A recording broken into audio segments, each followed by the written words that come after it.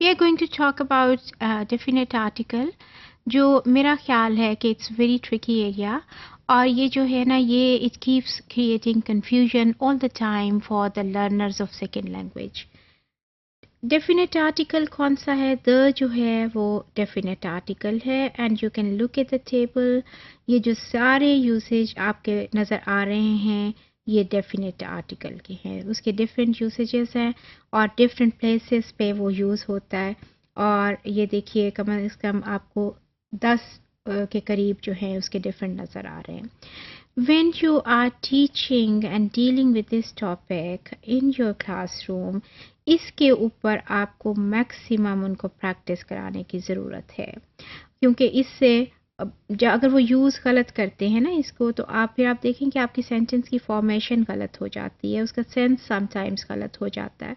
सो इसको आपने continuously practice कराना है और द की जो है मेरे ख्याल में तो मेरा ये व्यू है कि उसका जो प्रैक्टिस है ना वो साथ साथ चलते रहने चाहिए। देयर इज़ नो हार्म कि आप कोई भी टॉपिक करा रहे हैं तो उससे रिलेटेड आप एक वर्कशीट जो है उनको डेली दे देते हैं या हफ्ते में 2 worksheets you give them related to the use of definite article. तो उसमें कोई वाली नहीं, क्योंकि इसने तो थ्रू आउट चलना है ना, कुछ चीज़ों ने तो थ्रू आउट आपके वो चलते रहना, इससे आप कभी भी बाहर नहीं जा सकते, इससे कभी भी आपका वो छुटकारा मुमकिन नहीं है।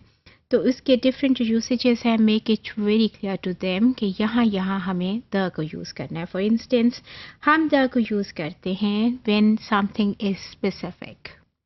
इनडेफिनेट के लिए हमने कहा था कि any, a boy, a place, an umbrella, but the is used when something is becoming specific. Something is special and something is specifically known to anyone, then you use the before a noun. For instance, when the listener here already knows that, तो हम कहते हैं, for instance, हम कहते हैं कि the Pope is here. So yes, or the American president is here. Or the prime minister is about to visit the country or something like that. We already know कि इस बंदे के बारे में हमारा hearer जो है उसको पता है.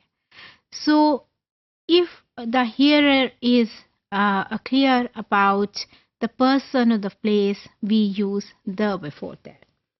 Similarly, if we have mentioned anyone before and then we are referring to the same person or the same place, again we can use the. For instance, Anwar topped the class.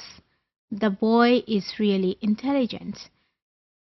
The boy, we know that it's a reference to Anwar, क्योंकि Anwar के मुतालिक हम already बात कर चुके हैं कि he has topped the class.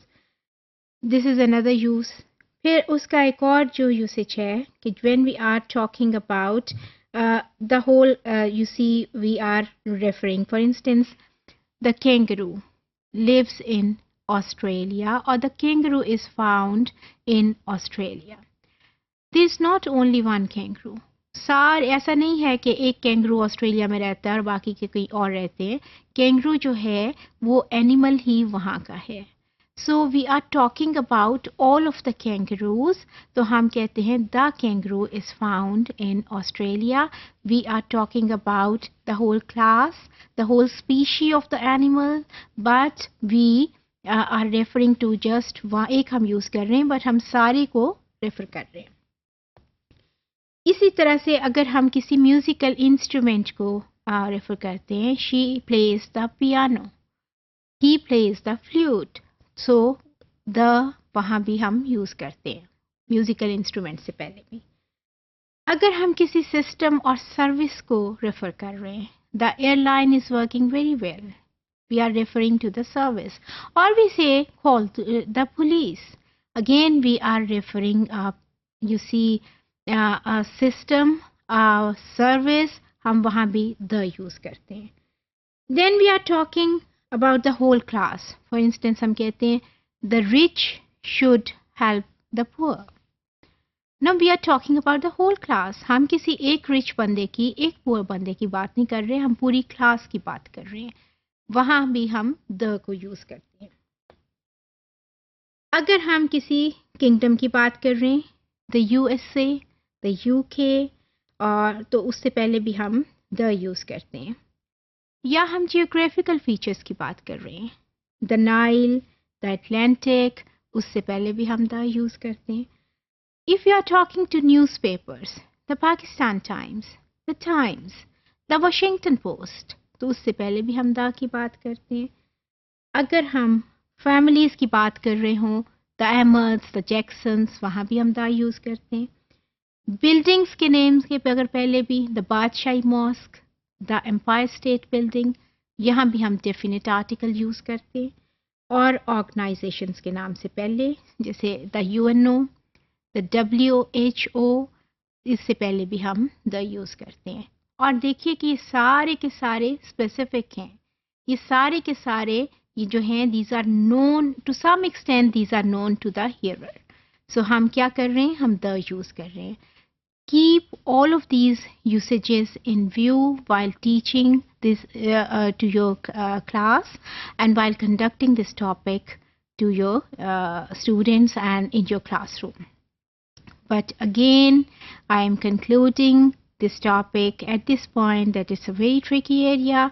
इसको बहुत ज़्यादा प्रैक्टिस की ज़रूरत है, क्योंकि ये थ्रू आउट मेरा तो एक्सपीरियंस ये है कि हर स्टेज पे it creates confusion for the people कि यहाँ हम द यूज़ करें कि ना करें भी।